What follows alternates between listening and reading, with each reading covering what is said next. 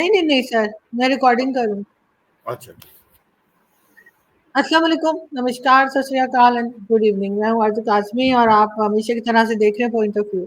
हमारे साथ हैं जी मेजर जनरल अश्वनी सिवाय सर। बहुत शुक्रिया सर कि आज आप आए। Thank you so much. Thank you Arzoo, thank you very much. Sir आज हम बात करेंगे सबसे पहले बलूचिस्तान की और उसके बाद बांग्लादेश की बात भी करेंगे, क्योंकि हमारे डिप्टी प्राइम मिनिस्टर इसहाक डार साहब जो हैं वो बांग्लादेश जाने वाले हैं 3rd वीक में अप्रैल की, तो उसके ऊपर भी हम बात करेंगे। सबसे पहले सर क्या देख रहे हैं आप बलूचिस्तान की इस वक्त जो सिचुएशन है, और सरदार अख्तर खान मैंगल साहब का प्रोटेस्ट जो है वो भी चल रहा है, गवर्नमेंट के साथ बात करने को भी वो कह रहे हैं। कुछ आपको लगता है कि गवर्नमेंट और एस्टैब्लिशमेंट या एजेंसीज या फौज जो भी कह लें, ये लोग कोई बात को संभाल पाएंगे?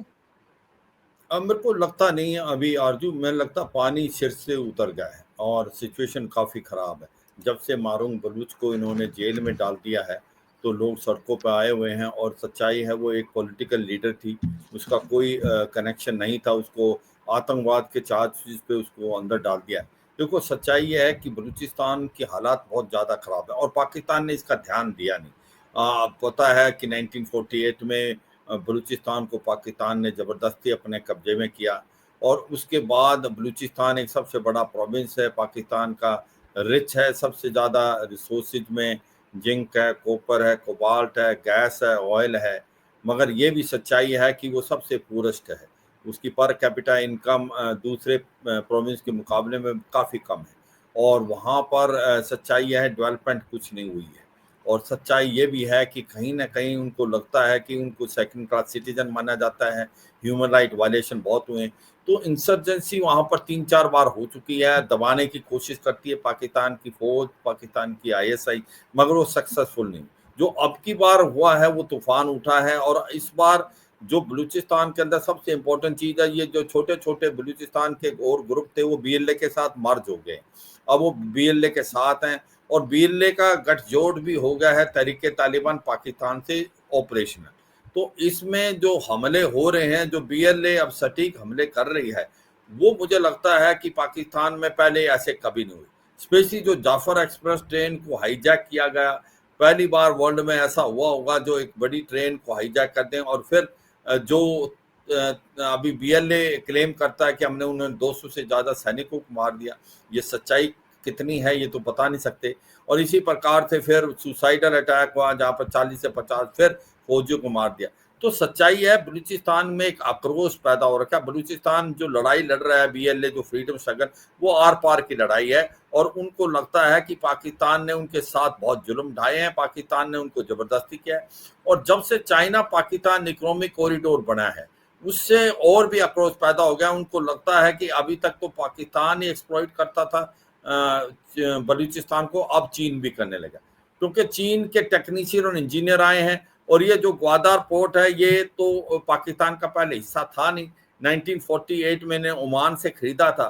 अब वो 200-250 स्क्वायर किलोमीटर का इलाका वहाँ नेवल पोर्ट बना रहे हैं और एयरफील्ड बना रहे हैं, वो इन्होंने अक्वायर किया। तो जो लोग सिविलियन थे, मुछारे थे, वो भी अब समुद्र में नहीं जा सकते, मछली नहीं पकड़ सकते। तो एक प्रकार लोगों को ऐसा लगता है कि हमारे रिसोर्सेज को पाकिस्तान एक्सप्लॉइट कर रहा है, चीन एक्सप्लॉइट कर रहा है, हमें सेकंड क्लास सिटीजन माना जा रहा है, और कुछ और भी जॉब हैं तो वो पंजाब से पंजाबी आके ले रहे हैं। तो अब आक्रोश उनको पंजाबियों की तरफ भी है। तो ये भी अभी देखना पड़ेगा। मुझे लगता है कि अब जो गठबंधन हो गया है एक प्रकार बीएलए का और टीटीपी का, वहां टीटीपी सक्रिय हो रही है, अब खैबर पख्तूनख्वा में वो हमले एक के बाद एक कर रही है, उनके भी हमले बहुत ज्यादा एक प्रकार आप कह सकते हो एग्रेसिव हैं और रिजल्ट कर रहे हैं। इसी प्रकार से बलूचिस्तान लिबरेशन आर्मी और आपस में इनका गठजोड़ है, और इनकी बेसिस जो है, यह सच्चाई है कि काफी बेसिस इनके अफगानिस्तान में है। कुछ हेल्प बीएलए को मुझे लगता है ईरान से भी मिलती होगी, मगर सच्चाई यह है कि आज इन्होंने पाकिस्तान की फौज को हिला दिया है, और पाकिस्तान की फौज में मोराल बहुत डाउन है। जो खबरें आ रही हैं, कई जवान जो हैं वो डेजर्टर हुए हैं, वो चाहते नहीं सर्व करना, वो कहते हैं कि हम गार्ड की ड्यूटी कर लेंगे गल्फ कंट्री में, मगर अभी पाकिस्तान आर्मी में नहीं। ये पाकिस्तान को देखना पड़ेगा अपना कि वाकई ये सच है या और कितनी इसके अंदर सच्चाई है। मगर ये है आज की तारीख में बीएलए बहुत ज्यादा सक्रिय हो रहा है, एक सिविल वार जैसी सिचुएशन पैदा हो रही है दोनों खैबर पख्तूनख्वा और बलूचिस्तान में। और ये भी सच्चाई, इनके पास हथियार बड़े आधुनिक है। जो अमेरिका छोड़ गया था एक प्रकार बलूचिस्तान में, वो सारे हथियार इनके हाथ में ले। M4 जो इनके पास असॉल्ट राइफल है वो भी है, बीएलए के पास भी है, टीटीपी के पास भी है। तो ये सच्चाई, हथियार आधुनिक है, आपस में गठजोड़ हो गया इनका। और उसके साथ साथ जो अब आर पार की लड़ाई लड़ रही है बलूचिस्तान लिबरेशन आर्मी, और एक सिविल वार जैसी मुझे लगता है सिचुएशन पैदा हो गई है दोनों तरफ, तहरीके तालिबान पाकिस्तान खैबर पख्तूनख्वा में और बीएलए बलूचिस्तान में। और साथ में अफगानिस्तान में जो तालिबान है उसके साथ पाकिस्तान के रिलेशन बिल्कुल अच्छे नहीं है। उन्होंने भी कुछ पोस्टें अभी तक काबू कर रखी हैं जिस पे हमला किया था। सुनने में आया 4 पोस्टें अभी भी तालिबान के कंट्रोल में है, क्योंकि वो खैबर जो उनका जो फोर्ट लाइन है अफगानिस्तान और पाकिस्तान की, कि वो डूरन लाइन को नहीं मानते। पश्तून दोनों तरफ अफगानिस्तान में मिलना चाहते हैं, शरिया लॉ लाना चाहते हैं। तो अगर आप देखें कि हालात इतने खराब हैं कि स्पेशली बलूचिस्तान और खैबर पख्तूनख्वा में, और स्पेशली बलूचिस्तान में, कि वो मुझे लगता नहीं कि अब सिचुएशन संभल सकती है। और सच्चाई यह है कि ओवरऑल पॉलिटिकल इंस्टेबिलिटी होगी, इकोनॉमिक क्राइसिस होगा, और आतंकवाद के बढ़ने के कारण और बीएलए का फ्रीडम स्ट्रगल कारण मुझे लगता है कि आर पार की लड़ाई है और समय दूर नहीं जब पाकिस्तान के हाथ से बलूचिस्तान निकल जाएगा। और सर इंडिया में अगर हम देखते हैं टीवी चैनल्स पे और आप जैसे लोगों को हम सुनते हैं तो आप तो बात कर ही रहे हैं, लेकिन अब पाकिस्तान में भी जो पॉलिटिकल पार्टीज के लीडर्स हैं या मेंबर्स हैं, उन्होंने भी, डिफरेंट पार्टीज के लोगों ने भी पाकिस्तान की एस्टेब्लिशमेंट को और गवर्नमेंट को कहना शुरू कर दिया है कि बलूचिस्तान अगर इन्होंने मैनेज ना किया तो एक बार फिर 71 देखना पड़ सकता है। सर क्या वाकई में इतने हालात खराब हैं कि ये कंट्रोल नहीं कर पाएंगे? इसलिए कि 71 का तो कहा जाता है ना कि भारत का बॉर्डर लगता था तो उनको मदद हो गई, इनके पास तो ऐसी कोई मदद है नहीं।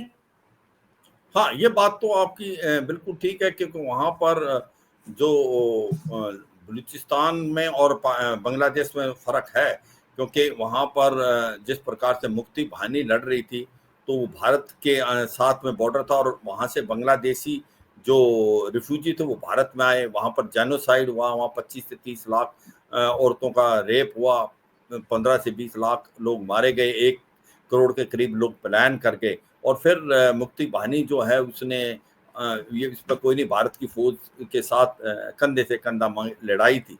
मगर अब बलूचिस्तान का फर्क ये है कि बलूचिस्तान लिबरेशन आर्मी मुक्ति बाहिनी से बहुत ज्यादा बेटर ट्रेंड है। बलूचिस्तान लिबरेशन आर्मी के जो अटैक हैं वो बहुत ज्यादा सटीक है, और इसकी बेसिस जो है वो बलूचिस्तान में और अभी सिंध में भी है, कराची तक इनकी मार है। और दूसरी बात है, इनकी बेसिस है अफगानिस्तान में और कुछ कुछ ईरान में भी। तो वैसे आप कहने बात में दम है कि कोई ऐसा देश नहीं है, मगर अफगानिस्तान से उनको काफी सपोर्ट मिल रही है, और इसी प्रकार से ईरान से भी। मगर इनके पास हथियार भी हैं, ये ज्यादा ट्रेन है, ये मोटिवेटेड हैं, और ये काफी सालों से इन्होंने मोटिवेशन कर लिया। और इनके जो हमले हैं, मुझे लगता नहीं कि किसी ऐसे आतंकवादी ग्रुप कोई टीटीपी वगैरह के हैं जिस प्रकार से बीएलए हमले करे। तो बीएलए एक बहुत ही अलग मिसाल से अब आई है, और जिस प्रकार से अब लग रहा है बलूचिस्तान में एक के बाद एक हमले हो रहे हैं, और बलूचिस्तान के अंदर बहुत कैजुअलिटी होनी है पाकिस्तान की फौज की, तो ऐसा लगता है कि अब जो है सिचुएशन संभलने में नहीं आएगी। और आपने ठीक बोला आरजू, ये भारत के ही नहीं बोल रहे, ये आवाज पाकिस्तान से आ रही है कि भाई आपने इसको एक प्रकार से बलूचिस्तान की सिचुएशन को मिस हैंडल किया। बलूचिस्तान के साथ आप लोगों ने जिस प्रकार से वहां पर ह्यूमन राइट वायलेशन की, वहां कोई डेवलपमेंट नहीं की, तो ये तो होना ही था जो हो रहा है। मगर अब जो है वो आर पार की लड़ाई, अब वो चीज क्रॉस कर चुके हैं। बीएलए अभी कोई मूड में नहीं है बातचीत के, और बीएलए बहुत ही ज्यादा सक्रिय, और ऐसा लगता है पाकिस्तान गलती पे गलती कर रहा है। जिस प्रकार से मानव बलूच को इन्होंने अभी जेल में डाल दिया, उससे क्या है, लोग और भी आज की तारीख में मैं कहता हूं कि आक्रोश है लोगों के मन में, और वो सड़कों पे आ रखे हैं, और वो अब कहते हैं आर पार की मरने मारने की बात है। तो मुझे लगता है कि अब सच्चाई में सिचुएशन बहुत खराब है, और इसकी वजह पाकिस्तान की ही प्रॉब्लम है। उसने इस सिचुएशन को मिस हैंडल किया। जैसे बांग्लादेश के अंदर डिनाइल मोड पे था, ऑपरेशन सर्च लाइट करते रहे और मना करते रहे कि ऐसा कुछ नहीं है, हम जो बंगालियों की एक प्रकार से नस्ल चेंज कर देंगे, कुछ ऐसा ही मुझे लगता है बलूचिस्तान में होना है। मगर मुक्ति बाहिनी से ज्यादा ट्रेन है, ज्यादा मोटिवेटेड है बीएलए, और उनके पास आधुनिक हथियार हैं, और उनके पास अफगानिस्तान में और ईरान में बेसिस है। मुझे लगता नहीं कि वो अब मानने वाले हैं और वो आर पार की लड़ाई लड़ रहे हैं। आरजू सर, अजीब बात है कि हमारे लोगों ने यहाँ पर अपनी हिस्ट्री से कुछ सीखा नहीं है, वही गलती दोबारा दोहराते दिखाई दे रहे हैं। लेकिन साथ साथ बांग्लादेश के साथ फिर दोस्ती जो है वो दिखाई जा रही है। अभी इसाक डार साहब जो कि डिप्टी प्राइम मिनिस्टर भी हैं, उन्होंने 3rd वीक ऑफ अप्रैल में जो है वो वहाँ विजिट करना है। साथ साथ ये भी कहा जा रहा है कि मोहम्मद यूनुस जो है वो भी पाकिस्तान का विजिट करेंगे। तो सर, लग रहा है कि ये कोई इनकी दोस्ती सही जा रही है, या आपको लगता है कि यहाँ पर ये वही गलती दोहरा रहे हैं जो इन्होंने अफगानिस्तान में की थी, कि जब वहां पे गवर्नमेंट चेंज हुई थी तो बहुत आना जाना शुरू हो गया था? बिल्कुल बिल्कुल, आपने बहुत ही you hit the nail on the head. सच्चाई यह है कि जब अफगानिस्तान के अंदर तालिबान की गवर्नमेंट आई थी, तालिबान 15 अगस्त 2021 में, तो खुशी का मुजाहरा हुआ था। वहाँ DGISI गए थे, और कहीं ना कहीं ऐसा लगता था कि अब पाकिस्तान को स्ट्रेटेजिक डेप्थ मिलेगी। और ये बार बार बात हो रही थी कि अब पाकिस्तान को स्ट्रेटेजिक डेप्थ के साथ साथ पाकिस्तान का जो वेस्टर्न बॉर्डर है वो कवर होगा। मगर हमें पता था कि पाकिस्तान और अफगानिस्तान के बीच में फॉल्ट लाइंस हैं, ड्यूरल लाइन को लेके, बाकी पश्तून को लेके वही हुआ। तो सच्चाई है कि आज की तारीख में तालिबान के साथ पाकिस्तान के रिलेशनशिप बिल्कुल ठीक नहीं। और ऐसा कुछ आपने इशारा ठीक किया, क्योंकि पाकिस्तान ने जो जुल्म ढाए थे 1971 में, जिस प्रकार से बांग्लादेशी औरतों का रेप किया, बांग्लादेशियों को मारा, आज तक उन्होंने इस जेनोसाइड के ऊपर कोई माफी नहीं मांगी। ये समझना चाहिए। जो मोहम्मद यूनस हैं, ये एक पैराट्रूप करके भेजे गए हैं एक अमेरिका की डीप स्टेट से, क्योंकि जब अमेरिका के जो बाइडन एडमिनिस्ट्रेशन थी, उसने बेला शेख हसीना को, एक जो इलेक्टेड गवर्नमेंट थी, उसको वहां से भागना पड़ा। मगर उसको यह समझना चाहिए मोहम्मद यूनस खुद बांग्लादेश में फेल है। बांग्लादेश के अंदर उनकी अब कुछ नहीं चली। वहां पर जमात इस्लामी और बांग्लादेश मुजाहिदीन जो हैं वो सक्रिय हैं। रेडिकल एलिमेंट्स वहां पर ज्यादा हैं। माइनॉरिटीज के ऊपर हमले हो रहे हैं। जो बांग्लादेश जिसकी इकोनॉमी बहुत अच्छा कर रही थी, once upon a time one of the fastest growing economy थी, जो कि एक प्रकार से छोटे देश की, और वो अंडर डेवलप से डेवलपिंग कंट्री की तरफ जा रहा था। उसकी टेक्सटाइल इंडस्ट्री भारत से भी अच्छा कर रही थी और पाकिस्तान से तो बहुत आगे थी, और उसका पर कैपिटा इनकम भी भारत से काफी अच्छा होगा था एक वन पॉइंट ऑफ टाइम। मगर अब जो बांग्लादेश की सिचुएशन आप देखें, उनका जो सिचुएशन बहुत खराब है, उनका भट्ठा गोल हो गया है, उनकी इकोनॉमी धीरे धीरे गिरती जा रही है। जो टेक्सटाइल इंडस्ट्री जो अच्छा कर रही थी, वो 70% बंद पड़ी है, वहां पर स्ट्राइक है। हुआ क्या है कि बांग्लादेश को समझना चाहिए, बांग्लादेश को इंडिया लॉस्ट कंट्री बोला जाता है, क्योंकि 95% जो बॉर्डर है बांग्लादेश का, वो भारत से मिलता है। तो भारत से ही यहाँ पर टेक्सटाइल के लिए रॉ मटेरियल जाता था, वो बंद हो गया। खाना पीना भारत से जाता, बिजली भारत से, पानी भारत से। तो अब अगर बांग्लादेश के रिलेशन भारत के साथ अच्छे नहीं होंगे तो बांग्लादेश को बहुत मुश्किल पड़ेगा, और यही हुआ है। अब समझ नहीं आ रहा मोहम्मद यूनुस को करे तो करे क्या, क्योंकि उसने, अब क्या हो रहा है कि उसके हाथ में चीजें हैं नहीं, रेडिकल एलिमेंट्स आए हुए हैं। इलेक्शन पता नहीं वो कब कराएंगे, कहते हैं कि हम इस साल के एंड में या अगले साल में। अब जो बांग्लादेशी नेशनलिस्ट पार्टी थी BNP, जो कि एक उसके जमाने में शेख हसीना अवामी लीग के टाइम में एक ओपोजिशन पार्टी थी, वो भी उनके अगेंस्ट हो गई। उनको लगता है कि इलेक्शन नहीं कर पाएंगे। तो ये जो अब एक जुमला ट्राई कर रहे हैं मोहम्मद यूनुस, अब वो चीन में गए, वहां पर उसने कुछ बातचीत की, मगर उसको मिला कुछ नहीं। चीन से कोई भी वादे नहीं, क्योंकि चीन को पता है कि मोहम्मद यूनुस का कोई लीगल स्टैंडिंग नहीं है। Mohammad Yunus is not a elected representative of Bangladesh. वो एक प्रकार से पैराट्रूप किए गए हैं, और इसीलिए आप देखें कि कोई एग्रीमेंट चीन ने नहीं साइन किया। वो MOU जिनका कोई वजूद नहीं है, वो है।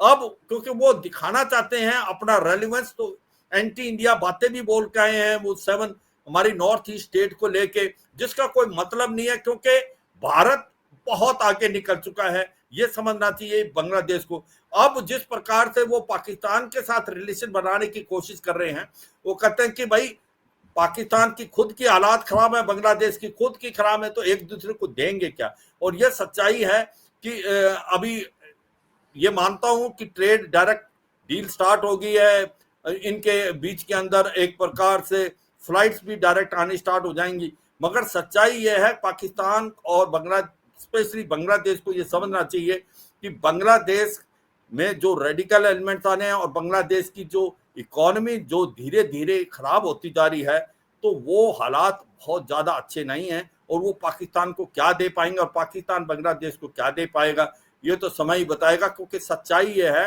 कि हर ट्रेड के अंदर प्रॉब्लम क्या है कि रूट डिस्टेंस बहुत है।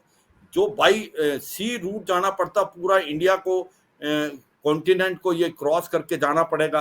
कितना ये आपस में इनका ट्रेड होगा वो समय बताएगा। मगर मुझे लगता नहीं मोहम्मद यूनस कुछ कर पाएंगे। वो एक प्रकार से जुमला है, एक प्रकार से अटेंशन को डाइवर्ट करना है। और इसी प्रकार से पाकिस्तान भी इसी गेम को खेल रहा है, अपने जो वहां पर पब्लिक ओपिनियन को डाइवर्ट करने के लिए। क्योंकि पाकिस्तान के अंदर जो अभी गवर्नमेंट है वो फेल हो चुकी है, वो कुछ नहीं करना। उसको इकोनॉमी अभी पाकिस्तान की अच्छी है ना, पॉलिटिकल स्टेबिलिटी है।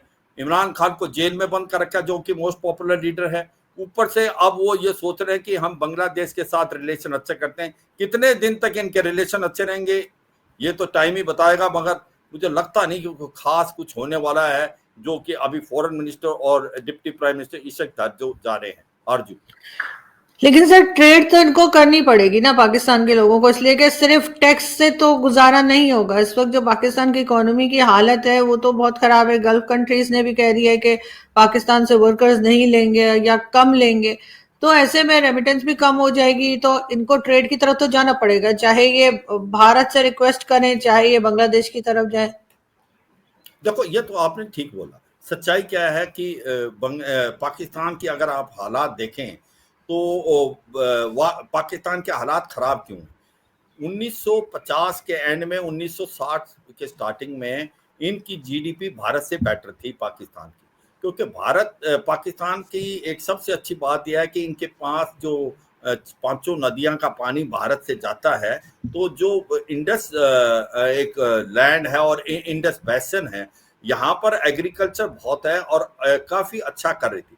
मगर जब से पाकिस्तान ने आतंकवाद का साथ दिया, आप कहें कि सोवियत यूनियन आ गया, मुजाहिदीन तैयार किए, अमेरिका ने कहा, मगर सच्चाई यह है जब से इन्होंने आतंकवाद का साथ दिया, पाकिस्तान की इकोनॉमी धीरे धीरे डिगमगानी स्टार्ट हुई। और आज उस कतार में है पाकिस्तान की इकोनॉमी, वो कि आप टूटने के इसलिए कतार में है क्योंकि आज उसको कोई भी पैसे देने को तैयार नहीं है। 25 बार वो लोन ले चुके हैं आईएमएफ से। काफी हद तक डट है चीन के, यूएई, सऊदी अरेबिया, 120 से 130 बिलियन डॉलर का कर्जा चढ़ा हुआ है। पाकिस्तान की इंटरनल इकोनॉमी काम नहीं करे। और पाकिस्तान की भी जो टेक्सटाइल इंडस्ट्री थी वो भी काफी हद तक जो कि उनको एक्सपोर्ट करती थी वो भी बंद है। इंपोर्ट बढ़ते जा रहे हैं, एक्सपोर्ट बहुत कम है, इन्वेस्टमेंट आ नहीं रही क्योंकि लॉ एंड ऑर्डर की सिचुएशन अच्छी नहीं है। तो सच्चाई है कि इसीलिए पाकिस्तान की इकोनॉमी कुछ अच्छा इसलिए नहीं कर पा रही कि हर पैरामीटर में इनके अगेंस्ट। दूसरा, जो पाकिस्तान की फौज है वो पैरेलल इकोनॉमी का मुजाहरा करती है, फौजी फाउंडेशन और उसके अलावा दूसरे भी ना, वो टैक्स के दायरे में आते। 160 बिलियन डॉलर का कहते हैं कि टोटल बिजनेस जो है फौजी फाउंडेशन एंड बाकी जो आर्मी की चलाई हुई बिजनेस एंटिटी करती हैं। और ये सच्चाई है, सीमेंट से लेके कोलगेट, रियल एस्टेट से लेके बैंक, वो पाकिस्तान की फौज चलाती है। जिस देश की भी ये फौज ये काम करेगी उस देश का भट्टा गोर तो होना ही है। क्योंकि कौन सी फौज है जो इकोनॉमी को चला सकती है। फौज तो अपने देश की सुरक्षा जो एक्सटर्नल थ्रेट के लिए उसके लिए बनी है और वही कर सकते। प्रॉब्लम पाकिस्तान की क्या है, पाकिस्तान की प्रॉब्लम है पाकिस्तान की आर्मी, क्योंकि वो पाकिस्तान की इंटरनल पॉलिटिक्स में इन्वॉल्व है, इकोनॉमी में इन्वॉल्व है और वो अब निकल नहीं पा रहे हैं। अब आप देखें 77 साल में से आधे साल तो पाकिस्तान की फौज खुद रूल किया। अब उनको एक प्रकार से तरीका आ गया है, enjoy all authority without responsibility. एक जो सिविलियन गवर्नमेंट का मुखड़ा आगे कर देते हैं और खुद पीछे से ताकत रखते हैं, अथॉरिटी रखते हैं। वो कहते हैं पाकिस्तान में हर देश में आर्मी है, पर पाकिस्तान की आर्मी के बाद देश है। वहां पर असली पावर इस्लामाबाद नहीं बल्कि रावलपिंडी से होती है। तो यह सच्चाई है कि पाकिस्तान की आज की तारीख में पाकिस्तान की इकोनॉमी वाकई अच्छा नहीं कर रही। पाकिस्तान का जो आपका रिजर्व है, फॉरेन रिजर्व, वो घट के करीब 7-8 बिलियन डॉलर है। 15-20 दिन का आपका इंपोर्ट दे सकता है। जो अनएम्प्लॉयमेंट है वो बढ़ती जा रही है, इन्फ्लेशन डबल फिगर में है, और रुपी जो है वो कम से कम 50 से 60% एक साल में गिर गया है। अगर आप ये पैरामीटर देखें तो चिंता का विषय है पाकिस्तान को। और मैंने बताया कि 1950 के 50s की उसमें पाकिस्तान काफी ठीक कर रहा था, मगर आतंकवाद का साथ और कहीं पाकिस्तान की फौज की इन्वॉल्वमेंट इन पॉलिटिक्स, उसने इसका ये कर दिया। और अब पाकिस्तान के पास कुछ देने को नहीं है, पाकिस्तान के पास कुछ एक्सपोर्ट करने को नहीं है। ये सबसे बड़ी प्रॉब्लम है। पाकिस्तान ले तो लेगा मगर क्या देगा, ये सच्चाई है। पाकिस्तान क्या कहता है, वो कहते हैं कि लोन आप उतारेंगे कैसे। वो कहते हैं हम नया लोन लेंगे, पुराना लोन को उतारेंगे, फिर नया लोन लेंगे, उससे पुराना लोन उतारेंगे। ऐसे तो किसी देश की इकोनॉमी नहीं चलती। तो सच्चाई है, आपने इशारा किया कि जब तक पाकिस्तान अपने ट्रेड को नहीं बढ़ाएगा तब तक सिचुएशन ठीक नहीं होंगे। पर बढ़ाए तो बढ़ाए क्या, जब तक आप कुछ बनाते नहीं है, अपने देश के अंदर कुछ बनाते नहीं है, आप ओनली इंपोर्ट ही करते हैं, एक्सपोर्ट क्या करेंगे भाई। एक्सपोर्ट तो आप टेररिज्म के अलावा पाकिस्तान और कुछ करता नहीं।